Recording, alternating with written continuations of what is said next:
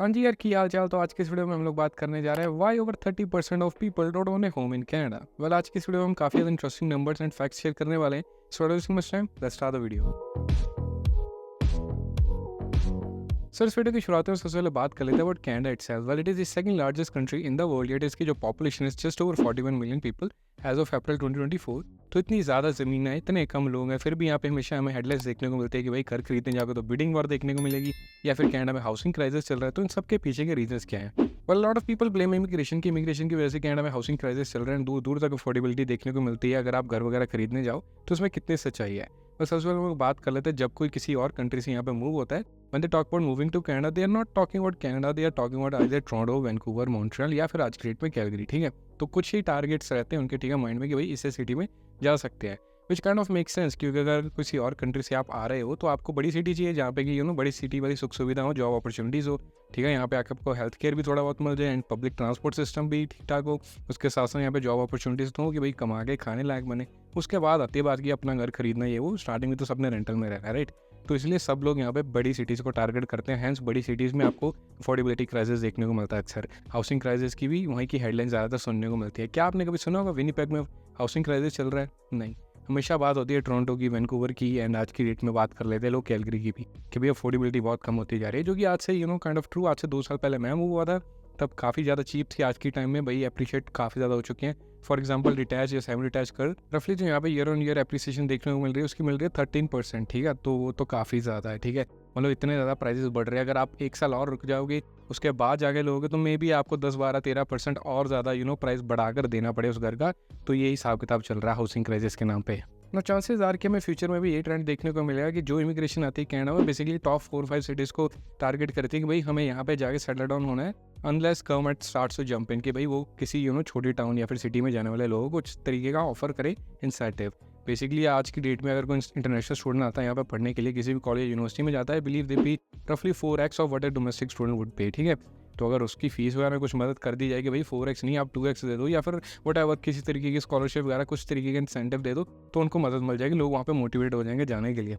Similarly अगर आप PR में मदद करोगे, किसी तरीके के पासवे प्रोग्राम वगैरह बनाओगे छोटे टाउन्स के लिए, तो वहाँ पर भी मदद मिलेगी।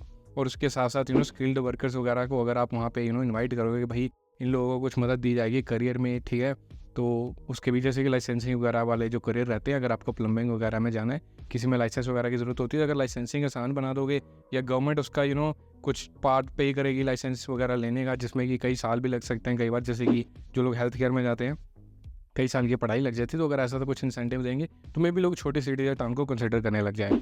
Now, according to recent CMHC report, Canada needs to build roughly 3.5 million more housing units by 2030, जिसके साथ कि वो अफोर्डेबिलिटी को टैकल कर सके। And with the record high number of construction worker, जो कि बाय 2023 आई थिंक थे अबाउट 6.5 लाख, जिसके लिए 650,000 कंस्ट्रक्शन वर्कर्स। उसके बावजूद भी यहाँ पे जो हाउसिंग यूनिट्स बन रहे हैं पर ईयर, वो है रफली 240,000, जो कि कहीं भी does not sound very promising to me. अब बात कर लेते हैं कि आखिर कनाडा की रियल एस्टेट मार्केट को बबल मार्केट क्यों बोला जाता है, जो कि कभी भी बर्स्ट हो जाता है। तो सबसे पहले बात कर लेते हैं कि बबल सिचुएशन होती क्या है। बेसिकली ऐसी सिचुएशन यहाँ पे कि लोग एक प्रोडक्ट की, जो कि इस केस में हाउस, उसकी जो वैल्यू होती है उसके कई बढ़कर प्राइस पे करने के लिए रेडी होते हैं या फिर कर रहे होते हैं। ठीक है, वो होते हैं बबल मार्केट। अब रिसेंटली हमें देखने को मिला कि भाई जो टोरंटो की रियल एस्टेट मार्केट, उसमें जो कॉन्डोज हैं वो काफ़ी ज़्यादा नीचे गए, काफ़ी डाउनफॉल देखने को मिली हमें। लोगों ने काफ़ी ज़्यादा पैसे गवाए, डिस्ट्रेस सेल्स भी हमें देखने को मिली इन्वेस्टर्स के द्वारा, पर्टिकुलरली टोरंटो के कॉन्डो मार्केट में। अब क्या ये सारी चीज़ें कनाडा वाइड हो सकती हैं?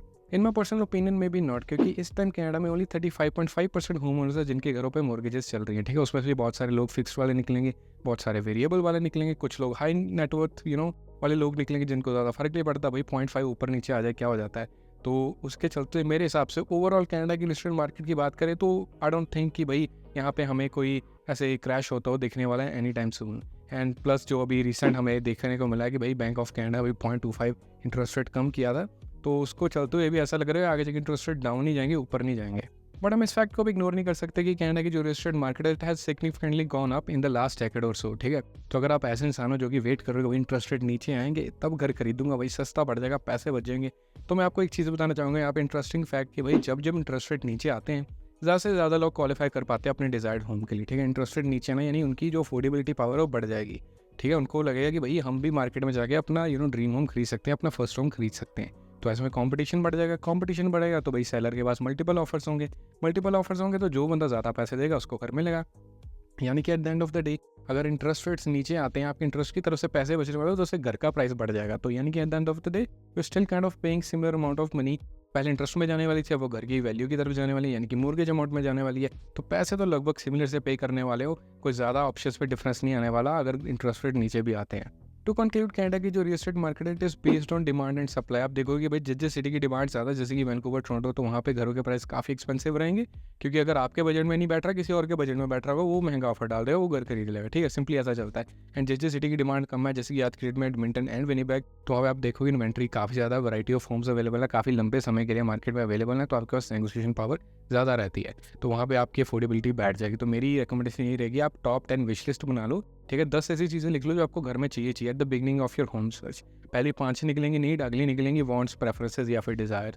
तो उसमें तो थोड़ा बहुत नेगोशिएट भी कर लेता है कि अगर ये 2 चीज़ें नहीं भी मिली तो चलेगा, क्योंकि हर एक घर 10 और 10 तो नहीं रहने वाला। बाकी as a license realtor, so basically I am a license realtor with XP reality working city of Calgary and surrounding area.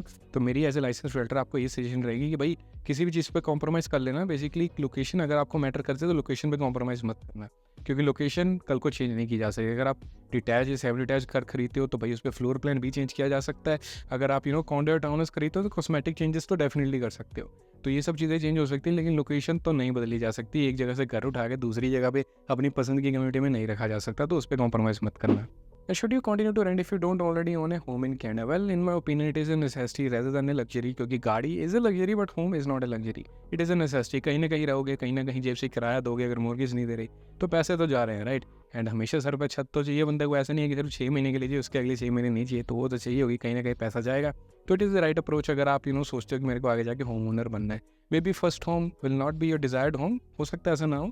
ठीक है, आपके पर्टिकुलर टाइप की कम्युनिटी आपको ना मिले, पर्टिकुलर टाइप का घर ना मिले, बट दैट्स फाइन, जो भी मिल रहा है कहीं से तो शुरुआत करता है बंदा, तो वो अप्रोच सही है मेरे हिसाब से। बस यार, वीडियो कर देते हैं यहीं पे एंड। अगर आपको अच्छे लगे हो कर देना लाइक शेयर सब्सक्राइब, जैसे आपको दिल करे। मिलते हैं किसी वीडियो में, तब तक के लिए टेक केयर।